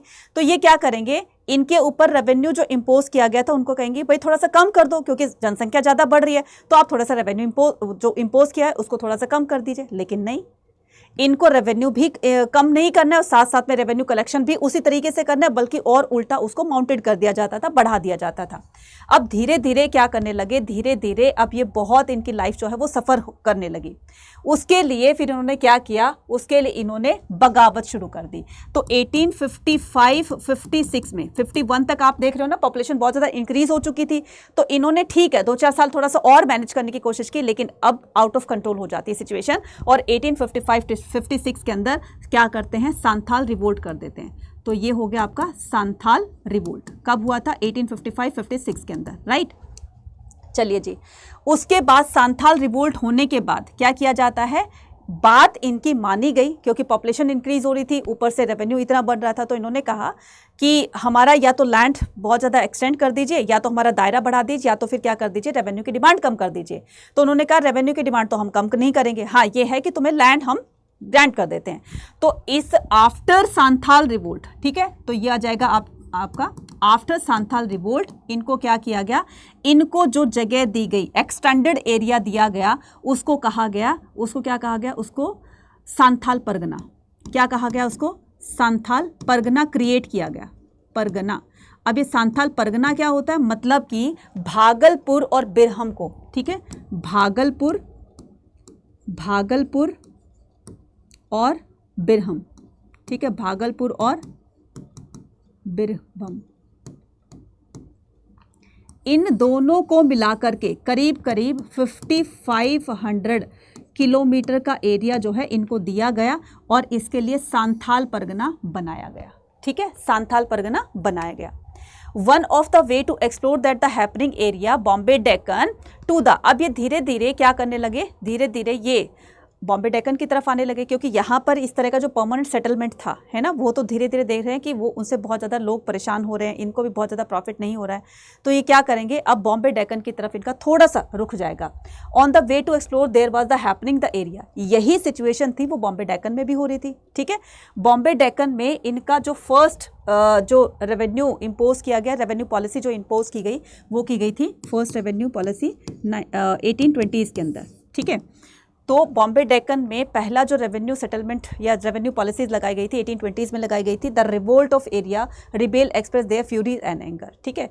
तो revolt provide the information about the peasant event associated with the revolt, suppress और the control of the revolt in queries about the revolt produce the. अब ये देखो यहाँ पर तो ठीक है सांथाल रिवोल्ट हो गया था, लेकिन यही चीज़ें दूसरे एरिया में भी तो हो रही थी ना, क्योंकि दूसरे एरियाज़ के अंदर इन्होंने अलग अलग तरह की पॉलिसीज़ लगाई थी, है ना, कि कहाँ से हमें ज़्यादा प्रॉफिट हम ले सकते हैं, उस तरह की हम पॉलिसी को यहाँ पर क्या करते हैं, एक तरीके से एक्सपेरिमेंट करते हैं। तो बॉम्बे डेक्कन के अंदर इन्होंने कौन सी पॉलिसी लगाई थी, ये लगाई थी आपकी कौन सी, रैयतवाड़ी सिस्टम, रैयतवाड़ी सिस्टम, ठीक है, वाड़ी सिस्टम। तो रैयतवाड़ी सिस्टम के थ्रू क्या किया गया था, रैयत का, ये जो ईस्ट इंडिया कंपनी थी एक तरफ और इधर कौन थे, इधर पीजेंट थे और बीच में जमींदार था, जमींदार बीच में से हट गया, सीधा डायरेक्ट रैयत, जिसको पीजेंट्स को रैयत भी कहा जाता था, इनका सीधा कनेक्शन जो है वो ईस्ट इंडिया कंपनी से हो गया, इसीलिए इसको रैयतवाड़ी सिस्टम कहा जाता है, जो 1820s में लागू किया गया था बॉम्बे डेक्कन की तरफ, ठीक है। नेक्स्ट आता है हमारे पास revolt in the Bombay Deccan. अब यही सिचुएशन इनकी बार बार देखी जा रही थी, कहाँ पर, अलग अलग एरियाज़ के अंदर, क्योंकि रेवेन्यू इतना ज़्यादा इंपोज कर रहे थे कि वहाँ के फार्मर्स, कहीं भी एरिया हो, वहाँ के फार्मर्स इसको पे नहीं कर पा रहे थे। तो through the 19th century peasants in the various part of the Indian rose, आऊंगी मैं उस पर भी आऊंगी, है ना, 5th रिपोर्ट पर भी आऊंगी, रुको उसको होल्ड करवाया हुआ है, ये सारी की सारी चीज़ें समझाने के बाद मैं उसको अच्छे से कनेक्ट करूंगी। तो through the 19th century peasants in the various part of the India rose in revolt against the money lenders, against the dealer. अब महाराष्ट्र के अंदर क्या होता है, यानी कि बॉम्बे डेक्कन के अंदर क्या होता है, बॉम्बे डेक्कन के अंदर भी लोग ब्रिटिशर्स से इतने ज़्यादा गुस्साए हुए थे, इतना ज़्यादा, मतलब वो ब्रिटिशर्स से बदला लेना चाहते थे, क्योंकि रेवेन्यू पॉलिसीज़ की वजह से, रेवेन्यू डिमांड की वजह से, ऊपर से जो डेप्ट इनके ऊपर हो रखा था, मनी लेंडर से लोन ग्रांट करने पर इनसे बहुत ज़्यादा इंटरेस्ट जो वसूला जाता था, इन सभी रीजंस की वजह से इन्होंने क्या किया, वहाँ के पीजेंट्स ने 1875 के अंदर, 1875 के अंदर बॉम्बे डेक्कन के पीजेंट्स ने रिवोल्ट कर दिया, ठीक है। उसके बाद तो ये रिवोल्ट कब हुआ था, 1875 में, इसको ध्यान रख लेना।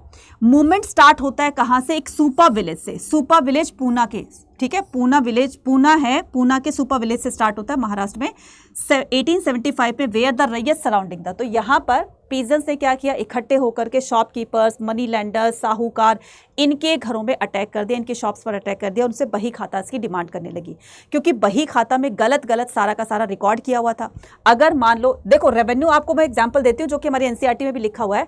अगर किसी फार्मर ने मान लो उनसे 100 रुपीज़ का इनसे लोन लिया है, तो इनको 2000 रुपीज़ का इंटरेस्ट देना होता। तो सोचो जरा, कहाँ 100 और कहाँ पर 2000 रुपीज़, इतना ज़्यादा इंटरेस्ट। तो ये कहते थे भाई अब तो हद ही हो चुकी है, चलो किसी तरीके से ये उसको पे भी कर देते थे, लेकिन फिर भी उनके बही खातास के अकॉर्डिंग उसमें गड़बड़ कर दी जाती थी। अभी 2 महीने रह रहे, 4 महीने रह रहे, इस तरीके से करके तो बही खाता की डिमांड करी, और जो कोई नहीं देता था उनको मारने की धमकी दी जाती थी, और फिर इस तरीके से उनकी शॉप्स को लूट लिया गया। और few intense burn the houses of the साहूकार, जिन्होंने मना किया था, साहूकारों के घर जला दिए गए, है ना, और इस तरीके से तहस नहस किया गया। तो अब यहाँ पर उनको भी लगने लगा था कि भाई अब तो इनकी बात थोड़ी सी माननी भी पड़ेगी। अब न्यू रेवेन्यू सेटलमेंट यहाँ पर स्टार्ट किया जाता है, ठीक है। तो नया रेवेन्यू सेटलमेंट जैसे महाराष्ट्र वगैरह में अभी 1820s में हमने किया। तो अब देख रहे हो ना कि जगह जगह पर ये नई नई पॉलिसीज को, रेवेन्यू पॉलिसीज को लागू कर रहे हैं, तो कहीं ना कहीं से वो प्रॉब्लम क्रिएट हो रही है। अब इस प्रॉब्लम को सही तरीके से सॉल्व करने के लिए डेविड रिकार्डो को बुलाया जाता है। डेविड रिकार्डो कौन थे? ये थे इंग्लैंड के फेमस इकोनॉमिस्ट थे। तो this was so because after the agriculture, ये जो नई रेवेन्यू पॉलिसीज लागू की गई, ये तब की गई, कब? After 1810 the agriculture prices rose and the enlarge the income of the Bengal zamindar but not the company. अब क्या हुआ, 1810 के अंदर एग्रीकल्चर के प्राइस अचानक से बढ़ जाते हैं। अब एग्रीकल्चर के प्राइस अचानक से बढ़ेंगे, रीजन क्या था कि मार्केट में अनाज कम होगा, अनाज लोग खरीदेंगे, तो वो जो खरीदेंगे उसको हम डबल ट्रिपल रेट पर सेल करेंगे। तो ये सिचुएशन सारी थी। लेकिन क्योंकि बंगाल के अंदर परमानेंट सेटलमेंट इन्होंने लागू किया हुआ था, तो इनको तो फिक्स अमाउंट चाहिए था, लेकिन यहाँ फायदा किसको हुआ? जमींदार को हुआ। तो price rose the enlarged income and Bengal zamindar but did not the company. This was due to the permanent settlement policy in which the revenue demand was fixed, could not be hiked. अब ये उसको hike तो नहीं दे सकते थे, बढ़ा तो नहीं सकते थे, ना घटा सकते थे। अब पूरा का पूरा ऊपर का जो प्रॉफिट हुआ सारा का सारा जमींदार की पॉकेट में चला गया।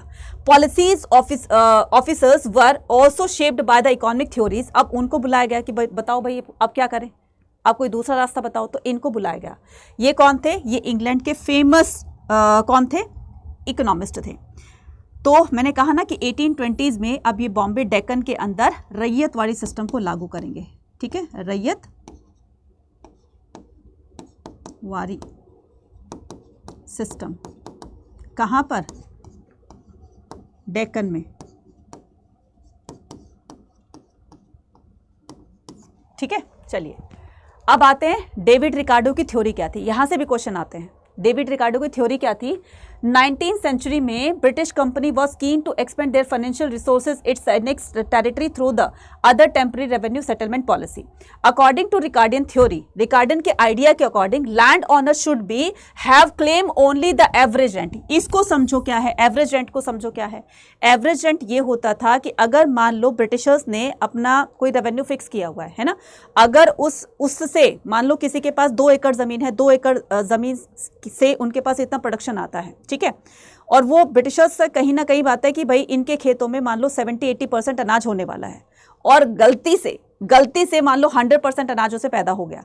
जितना एक्स्ट्रा जो अनाज हुआ है, या तो उस अनाज को सेल करके ब्रिटिशर्स को पैसा वापस दे दे, या फिर अनाज को ही ब्रिटिशर्स को दे दे, या फिर उससे पैसा जो भी आया वो अपनी लैंड की डेवलपमेंट में उसको लगाए, अच्छे तरीके के फर्टिलाइजर्स ले, है ना, अच्छे तरीके के बीज वगैरह ले, इरिगेशन के रिसोर्सेज प्रोवाइड मतलब अरेंज करे वगैरह वगैरह, लेकिन उसको अपने पर्सनल यूज़ के लिए वो पैसा वो यूज़ नहीं कर सकते थे। तो इसमें ये कहा गया है कि land owner should have the claim only the average rent.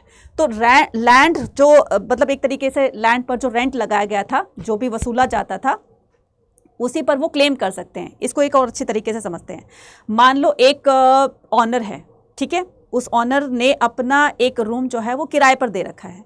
अब जो भी किराएदार होगा, रेंटियर होगा, वो तो क्या कर रहा है, वो रेंट बार बार दे रहा है, हर महीने दे रहा है उसको, है ना। तो अगर मान लो उस रेंटियर की कभी कमरे की जो है वो ट्यूबलाइट खराब हो जाती है, कभी टैप टूट जाता है, कभी कुछ हो जाता है ना, ध्यान से समझना मेरी बात क्या कह रही हूँ, उसको कनेक्ट करके सोचना, ठीक है, रियल लाइफ से कनेक्ट करना उसको। अब वो कहता है कि मान लो मैं घर, मतलब मैं ऑनर हूँ और मेरे घर में कोई किराएदार रह रहा है ना, आप में से कोई बच्चा है वो किराएदार बन सकता है मेरा, ठीक है। तो क्या होगा कि मान लो उस पर्टिकुलर बच्चे के रूम की ट्यूबलाइट खराब हो गई है, टैप टूट गया, मैम मेरा ना टैप टूट गया है, ये ट्यूबलाइट खराब हो गया, आप उसको ठीक कर दो, ठीक है। मैंने 1-2 बार करवाया उसको ठीक, लेकिन वो जो मैं ठीक करवा रही हूँ वो मेरे खुद के पैसे हैं, वो तो अपना रेंट दे रहा है, ठीक है, वो दे रहा है। तो मैं क्या करूँगी, यार तुमने तो हद कर दी, अब तुम हर महीने कुछ ना कुछ, आए दिन तुम्हारा तो कुछ ना कुछ टूटता फूटता रहता है, तो मैं कब तक तुम्हारी ये रिपेयर करवाती रहूंगी। तुम ऐसा करो कि 500 रुपये मुझे एक्स्ट्रा दे दो। अब जो एक्स्ट्रा तुम मुझे दे रहे हो उसको मैं तुम्हारी ये जो रिपेयरिंग वगैरह होती है इसमें लगा दूंगी, भाई मैं कब तक अपनी पॉकेट तक फिल करती रहूं, ठीक है। अब वो क्या करेगा, वो परमानेंट जो है वो 500 रुपये एक्स्ट्रा दे करके वो फ्री हो जाएगा कि जो भी टूटे फूटे आप मैम देख लेंगी, है ना। तो ये पूरी की पूरी कनेक्टिविटी यहाँ पर है। तो जो एवरेज रेंट होगा उसी पर तो वो क्लेम कर सकता है ना। तो land owner had the surplus that the land owner जो होगा had a surplus that state needed to tax. अब मान लो उनके पास जितना टैक्स आता था उससे अधिक उसके खेतों में अनाज हो गया, तो वो जो एक्स्ट्रा अनाज जो हुआ है उसको सेल करके उसका जो पैसा आएगा वो अपनी लैंड की फर्टिलिटी को इंक्रीज करने में लगाएगा, फेंसिंग करने में लगाएगा। मतलब वो अपने पैसे को अपने लिए खर्च नहीं कर सकता है, वो लैंड को क्या करेगा, डेवलपमेंट खर्च कर सकता है। If the tax was not levied, cultivators were likely to turn into the rentiers. तो there was the surplus income was unlikely to be the productivity invested in the improvement of the land. बात समझ में आ गई सारी की सारी। चलिए, revenue demand and the peasant tap. अब क्या हो जाएगा, जब बॉम्बे डेक्कन में ये लोगों के ऊपर जो रेवेन्यू इंपोज किया गया, रेवेन्यू की डिमांड कम होने के बजाय धीरे धीरे और ज़्यादा बढ़ती चली जा रही थी, है ना। और पीजेंट जो है वो डेप्ट में आ रहे थे, क्योंकि लैंड रेवेन्यू जो भी होता था वो बहुत ज़्यादा हाई होता था। अब इसके लिए उनको खेती वेती करनी होती थी, खेती करने के लिए उनको बीज चाहिए होंगे, है ना, फर्टिलाइजर्स खाद वगैरह चाहिए होंगी, इरीगेशन के लिए भी कुछ ना कुछ उनको चाहिए होगा, तो उसके लिए वो मनी लैंडर से लोन लिया करते थे। अब लोन भी इतना ज़्यादा उन पर इंटरेस्ट लगाया जाता था कि बेचारे मरते क्या ना करते, उनको लेना पड़ता था। तो इस सिचुएशन में क्या किया गया, revenue demand was very high when the harvest were poor. तो रेवेन्यू की डिमांड उस टाइम बहुत ज़्यादा हाई हो गई थी जब हार्वेस्टिंग बहुत पुअर हुई थी। It was impossible to pay when the peasant fail to pay revenue his crop seize. तो कोई पीजन अगर ये कहता है कि भाई मैं इस साल जो है वो आपको रेवेन्यू नहीं दे पाऊंगा क्योंकि मेरी खेतों में फसल बहुत ज़्यादा कम हुई है। अब जो उसने एक पर्टिकुलर पीजन से नहीं दिया उसको, तो क्या करते थे, सारे गाँव वाले मिल करके उस पर्टिकुलर किसान जिसने नहीं दिया है उसका रेवेन्यू मिल करके इकट्ठा करके देंगे। तो अगर तो नहीं किया जाएगा तो सभी की क्रॉप को सीज कर दिया जाएगा, है ना। तो यहाँ ना तुम इधर के रहोगे ना उधर के रहोगे, अच्छी ज़बरदस्ती है, ठीक है। अब ये सिचुएशन इतनी ज़्यादा सीवियर थी कि 1830s तक प्राइस जो है वो बहुत ज़्यादा फेल हो जाते हैं, किसके, अनाज के। इसके अलावा बंगाल के अंदर 1830s में फेमाइन भी आ गई थी, भूखमरी भी आ गई थी। उसमें क्या होता, 1/3 जो है कैटल्स भी मारे गए थे, 100 में से 75 जो कैटल्स थे वो मारे गए थे, पशु मारे गए थे। 50% पॉपुलेशन भी धीरे धीरे खत्म होने की, क्योंकि भूखमरी महामारी इतनी ज़्यादा फैल चुकी थी कि लोगों को हेल्थ इश्यूज़ होने लगे थे और उनकी डेथ होने लगी थी। लेकिन रेवेन्यू जो है वो डे बाय डे इंक्रीज होता ही चला जा रहा था। दीज कंडीशन मेनी पीजेंट, इनकी वजह से बहुत सारे जो किसान थे वो विलेज छोड़ करके, एक एरिया को छोड़ के दूसरे एरिया पर जाने के लिए मजबूर हो गए और वो अपना पूरा का पूरा बोरिया बिस्तर उठा करके दूसरी जगह पर जाने लगे। Experience injustice the peasant. तो टैकल दिस प्रॉब्लम, इस प्रॉब्लम को टैकल करने के लिए 1859 के अंदर एक लिमिटेशन लॉ पास किया गया। लिमिटेशन का मतलब समझते हो, लिमिट कितने साल की, 3 साल की। 3 साल के लिए मान लो कोई जो है पीजेंट जो है वो मनी लेंडर से मान लो लोन ग्रांट कराने के लिए जाता है। तो ये मनी लेंडर क्या कहेगा, भाई मैं तुम्हें लोन दूंगा 3 साल के लिए, 3 साल तक तुम्हें मुझे इंटरेस्ट जो है वो देना पड़ेगा, 3 साल तक मुझे इंटरेस्ट देना पड़ेगा। वो कहेगा क्यों दूं इंटरेस्ट, अगर मान लो भगवान ने चाहा मेरी 1 ही साल के अंदर फसल अच्छी हो जाए तो मैं तुम्हारा पूरा का पूरा लोन चुका दूंगा, तो मैं 3 साल तक क्यों दूं। वो कहता है नहीं भाई, 3 साल के लिए तुम्हें लेना है तो लो, नहीं तो तुम अपने घर ठीक, मैं अपने घर ठीक। तो बेचारा वो क्या करता, मरता ना क्या करता, वो फिर से वो लोन ले लेता। तो उसने लोन ले लिया, ठीक है, 3 साल के लिए। This was mean to check the accumulation interest. The money lender now the force ryot sign the new bond. अब उनको न्यू बॉन्ड के अंदर साइन कराने होते थे। अब 3 साल के लिए उन्होंने कर तो दिया, जब 3 साल तक रेवेन्यू पे करता रहता था पीजेंट, ठीक है, लेकिन फिर भी उनका मन नहीं भरता था, फिर भी उनके मन में लालच होता था। तो जैसे वो ख़त्म होने को होता 2-4 महीने उसकी और आगे बढ़ा देते ताकि उनके पास इंटरेस्ट और ज़्यादा आए, ठीक है। तो ये सारी चीज़ें जो थी उनके प्रति इनजस्टिस कहलाती है इन पिटिशन ऑफ द। तो यही सारी चीज़ें एक पिटिशन दायर की जाती है बॉम्बे डेक्कन रियॉट कमीशन, ठीक है। तो in petition to Deccan riot commission, तो इसी की पिटिशन में ही वहाँ पर बॉम्बे के अंदर एक बॉम्बे डेक्कन रियॉट कमीशन जो है वो लागू किया जाता है, ठीक है। क्योंकि जैसे सांथाल ने रिवोल्ट कर दिया था, बॉम्बे डेक्कन में भी रिवोल्ट हुआ था, है ना, 1875 के अंदर। तो वो सिचुएशन दोबारा से ना हो, तो ईस्ट इंडिया कंपनी ने बॉम्बे गवर्नमेंट को कहा कि भाई तुम अपना एक कमीशन बिठा लो, अपनी एक बैठक बनाओ, उसमें जो है वो सारी जो किसानों की जो भी प्रॉब्लम्स वगैरह होगी तो आप उसको सुनो और उनका सॉल्यूशन दो, ताकि हम ये दोबारा ये सिचुएशन फेस ना करें, ठीक है। तो इसके लिए क्या किया गया, बॉम्बे रियॉट कमीशन बनाया गया। व्हेन द अब सांथाल रिवोल्ट, ये पूरा का पूरा हमने हो गया था, देख लिया था, है ना। कब होता है सांथाल रिवोल्ट, ये होता है 1855-56 के अंदर, ठीक है। ये कौन है, ये हैं आपके सिद्धू मांझी, ठीक है। ये कौन थे, लीडर थे सांथाल के, ये सांथाल के लीडर थे। When the forest of the region were the cleared cultivation, the hunter among them the face to problem। तो यहाँ पर जितने भी फॉरेस्ट ड्वेलर्स थे, है ना, वो प्रॉब्लम फेस कर रहे थे कि क्योंकि यहाँ पर ब्रिटिशर्स ने उनको फॉरेस्ट एक्टिविटी करने से भी मना कर दिया था, तो वो भी लोग गुस्साए हुए थे। They give up their earlier life mobility and settle down the cultivating and the range of the commercial crop and market. अब वो क्या करने लगे, वो दूसरी तरह का काम करने लगे, ट्रेडिंग वगैरह काम में बिजी हो गए। So they give up their early life, उन्होंने क्या किया, अपनी जो पहले की जिंदगी थी उसको गिव अप कर दिया, उसको तो छोड़ दिया, life mobility and settle down, और फिर थोड़े सेटल्ड हो गए। Cultivating a range of the commercial crop, और वो धीरे धीरे कमर्शियल क्रॉप को ग्रो करने लगे फॉर द मार्केट। अब वो धीरे धीरे कमर्शियल क्रॉप्स किसको कहते हैं, जो कि सेलिंग के पर्पज से की जाती है ना। फॉरेस्ट में ऐसे बहुत सारी चीज़ें होती है जिसको वो सेल करके थोड़ा सा प्रॉफिट वो ले सकते हैं, ठीक है, थोड़ी सी उनकी लाइफ चल सकती है। तो उन्होंने कमर्शियल क्रॉप्स को ग्रो करना स्टार्ट किया मार्केटिंग के लिए, and dealing with the traders and money lenders. और वो मनी लेंडर से और जो ग्रेन डीलर्स होते थे, ट्रेडर्स होते थे, उनसे वो डील करने लगे, भाई हम तुम्हें इतना दे रहे हैं तो बताओ तुम कितना पैसे दोगे, तो वो डीलिंग करने लगे थे। The state was levying the heavy tax, money lenders dikus were charging them the high rates of the interest. अब ये क्या करने लगे, जो डीकूज होते हैं, डीकूज किसको कहते हैं बच्चा, डीकूज जो है मनी लेंडर्स को कहा जाता है। जो भी किसान उनके पास लोन ग्रांट कराने के लिए जाता था तो उसको उसके ऊपर बहुत सारा इंटरेस्ट इंपोज किया करते थे, क्योंकि उसको तो ज़रूरत थी, और उसी ज़रूरत का फ़ायदा उठाकर ये कहते थे कि हम इतना ज़्यादा तुम पर इंटरेस्ट जो है वो इम्पोज करेंगे। एग्जाम्पल के तौर पर मैंने अभी बताया, कोई 100 रुपये का अगर उन्होंने लोन लिया है तो उस पर करीब उसको 2000 रुपये का क्या करना पड़ता था, इंटरेस्ट देना पड़ता था। तो इसी बीच इन्होंने ये सारी चीज़ें इस रिवोल्ट को जन्म देती हैं, ठीक है। नेक्स्ट आता है हमारे पास क्या, नेक्स्ट आता है Bombay Deccan riot commission and its report, ठीक है।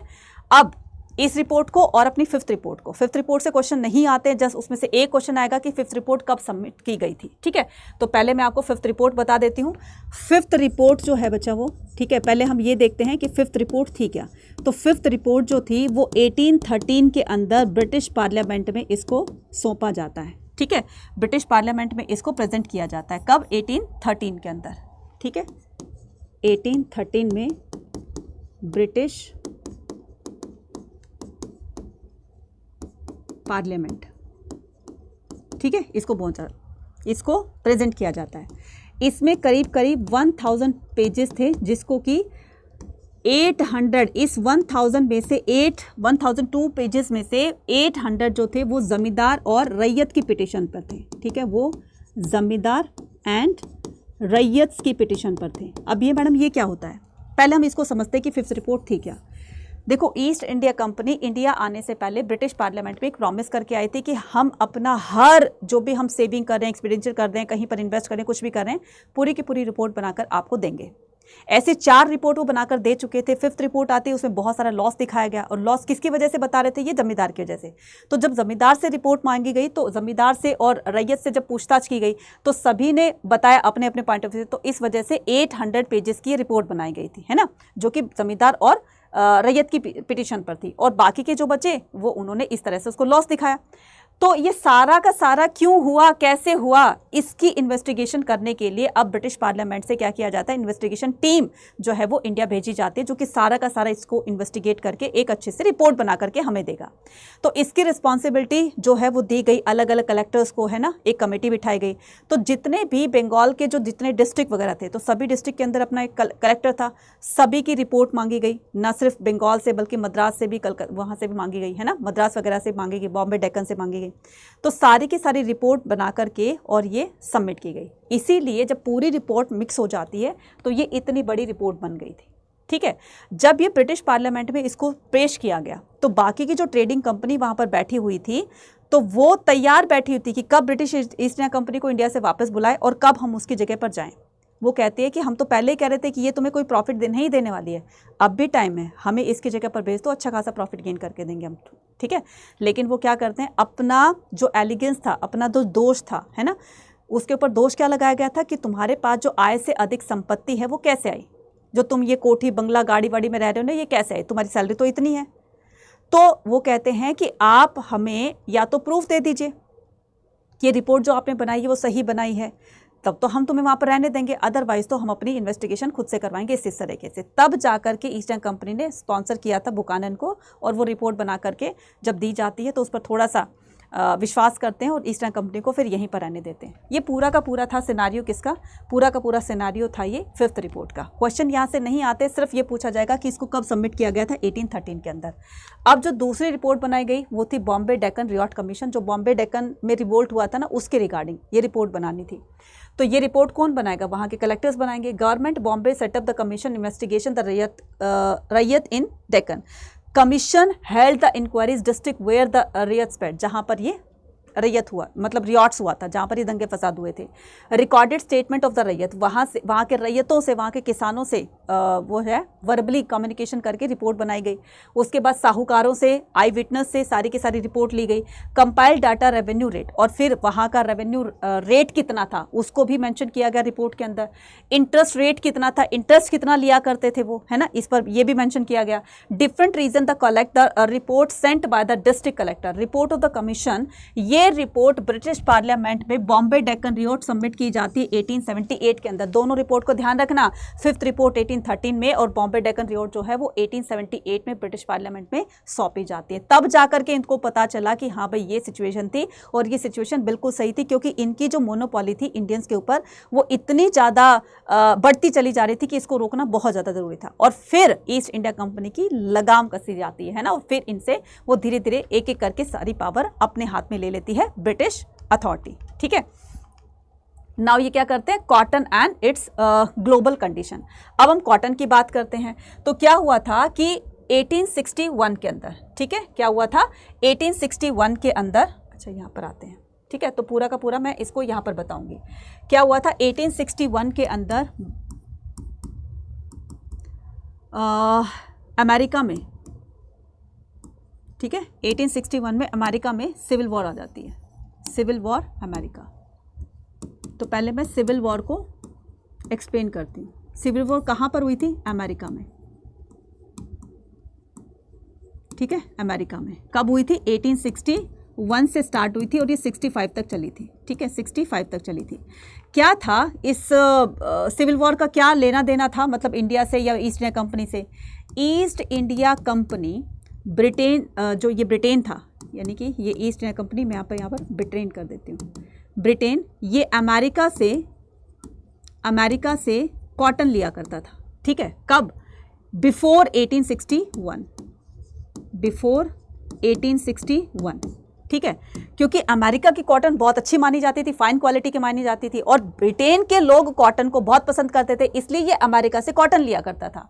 अब अमेरिका में 1861 में क्या हो जाती है, 1861 में वहाँ पर सिविल वॉर छिड़ जाती है, मतलब गृह युद्ध छिड़ जाता है। तो वहाँ कंट्री के लोग ही, कम्युनिटी जो है वो एक दूसरे से लड़ने लगती है। तो सारी जो मैन्युफैक्चरिंग कंपनी थी, है ना, कॉटन जो मैन्युफैक्चरिंग किया करती थी, शॉप्स थी, वो सब धीरे धीरे शट डाउन होने लगी, ठीक है। अब यहाँ पर अमेरिका ने ब्रिटेन को कॉटन करना जो सप्लाई करना बंद कर दिया।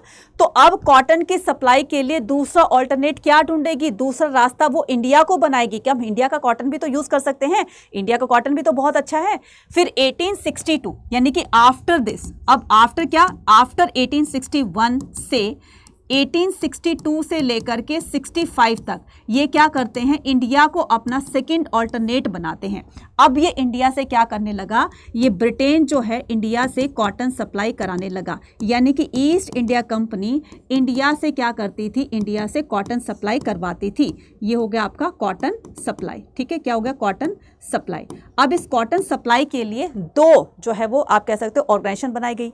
एक तो क्या था, एक था आपका कॉटन सप्लाई एसोसिएशन, ठीक है, कॉटन सप्लाई एसोसिएशन। ये कब बनाया गया था, 1857 में। एक होता है कॉटन मैनचेस्टर कंपनी, एक क्या था, कॉटन मैनचेस्टर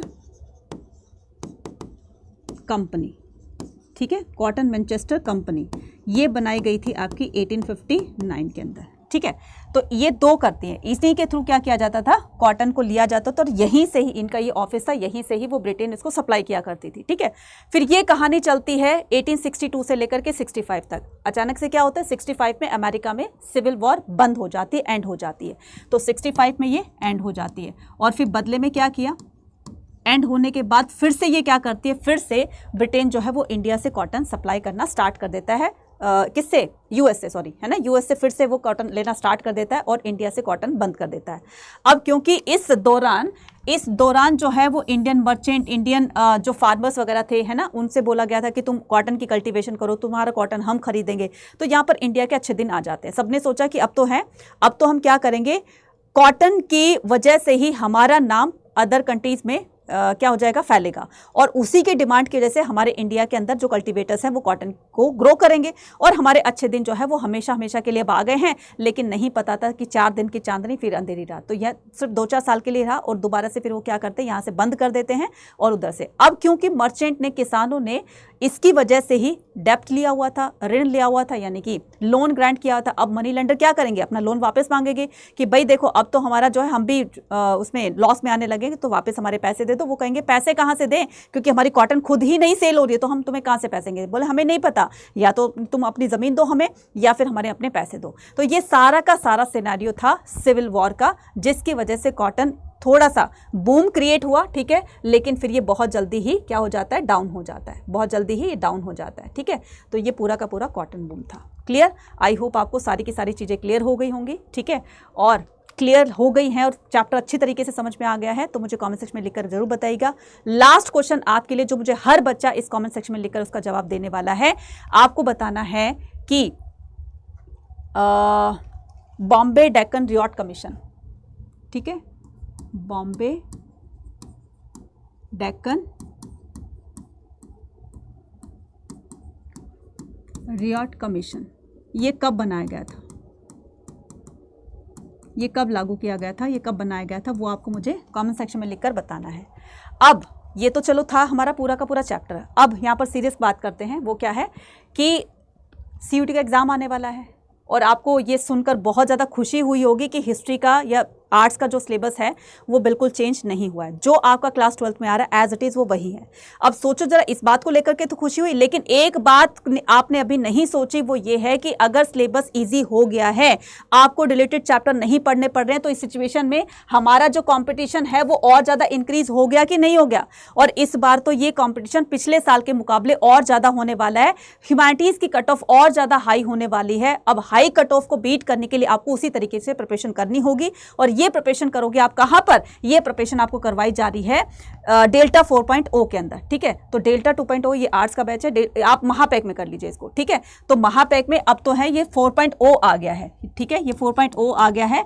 तो अगर आप एक वाकई में एक अच्छे सीरियस तरीके से आप पढ़ाई करना चाहते हैं और बहुत अच्छे से क्वेश्चंस की प्रैक्टिस करना चाहते हैं, माइंड मैप्स लेना चाहते हैं, नोट्स लेना चाहते हैं, टीचर्स का खजाना लेना चाहते हैं, तो ये सारी चीज़ें आपको दिला सकती है जीत उस चीज़ के लिए जो कि आपने सोचा हुआ है कि मुझे दिल्ली यूनिवर्सिटी के BHU के बेस्ट कॉलेज में मुझे एडमिशन लेना है, और ये एडमिशन तभी मिलेगा जब आप CUET का स्कोर अच्छा करोगे।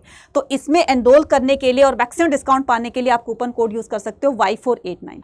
तो ये मेरा कूपन कोड है, ठीक है, और इसकी PDF जो होगी वो आपको संजीवनी पर मिलेगी। तो इसके लिए संजीवनी के लिए और इसमें एनरोल करने के लिए आपको क्या करना है, आपको अड्डा 24/7 की एप्लीकेशन को डाउनलोड करना है। ऐसे यहाँ पर क्लिक कर दिया, देन उसके बाद ऑल कोर्सेज पर जाएंगे। जैसे आप ऑल कोर्सेज पर जाएंगे तो यहाँ पर आपको मिलेगी क्या, यहाँ पर आप नीचे आओगे UG PG एंट्रेंस एग्जाम पे क्लिक करोगे, देन उसके बाद UG पे क्लिक करोगे। जैसे आप UG पे क्लिक करोगे, आर्ट्स पर आओगे तो आपको सारी की सारी ये जो PDF वगैरह है इस चैप्टर की और बाकी के अदर चैप्टर्स की, तो ये आपको मिलेगी संजीवनी पर, ठीक है। ये कहाँ पर मिलेगी आपको, संजीवनी पर। ये आपकी ई बुक्स हो गई और ये आपकी संजीवनी।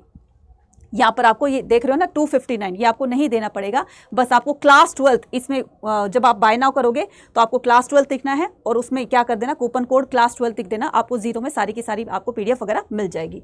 अब यहाँ पर क्या करते हैं कि मैम हमें महापैक में कैसे एनरोल करना है, तो महापैक में एनरोल करने के लिए ये आपका डेल्टा 4.0 बैच, ठीक है, जल्दी ही इसकी क्लासेस जो हैं वो आपकी स्टार्ट होने वाली है। तो आप क्या करोगे, यहाँ पर बाय नाउ को क्लिक करोगे, ठीक है। ऑलरेडी इसकी क्लासेस चल रही हैं, लेकिन अगर आप इसमें एनरोल करोगे तो आपको पिछले की क्लासेस भी आपको मिलने लगेगी, ठीक है। यहाँ पर पे नाउ करोगे तो पे कर सकते हो इन सोर्सेज से, ठीक है, इन के जरिए आप पे कर सकते हो। डेबिट कार्ड है आपका, नेट बैंकिंग है, UPI है, वॉलेट है, EMI वगैरह है ना, तो सारी चीज़ें अवेलेबल है आप लोगों के लिए। EMI भी अवेलेबल है। तो आप अगर चाहते हो महापैक में एनरोल कर लोगे तो बच्चा सारे के सारे बैचेस का एक्सेस आपको फ्री मिल जाएगा, और ना सिर्फ CUET ये वाला क्रॉस हो जाएगा, बल्कि आपके जो बहन भाई अभी क्लास 12 में पढ़ रहे हैं उनको भी महापैक का एक्सेस उनमें दे दिया जाएगा।